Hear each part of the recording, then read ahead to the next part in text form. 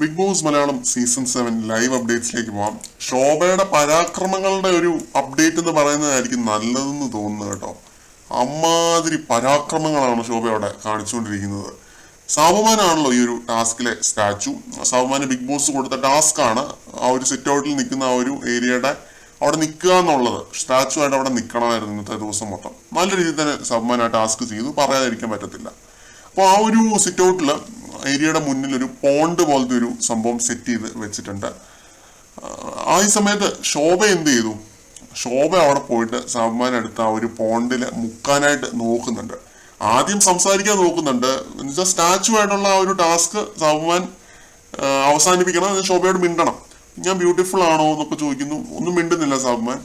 എനിക്ക് ഈ സ്റ്റാച്ചുവിനെ മുക്കി കൊല്ലണം എന്നാണ് ഒരു പോയിന്റ് എത്തിയപ്പോൾ ശോഭ പറയുന്നത്. പക്ഷെ സാബുമാൻ ക്യാരക്ടർ വിടാതെ അവിടെ തന്നെ പിടിച്ചു നിന്നു.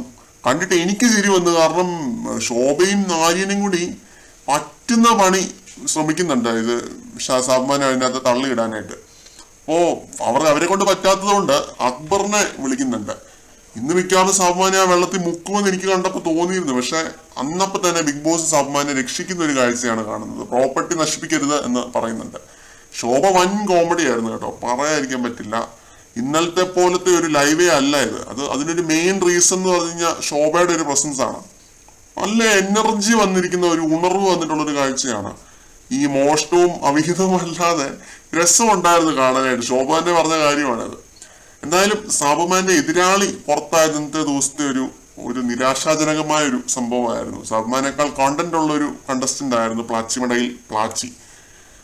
കൂടുതൽ അപ്ഡേറ്റുകളുമായിട്ട് വീണ്ടും കാണാം.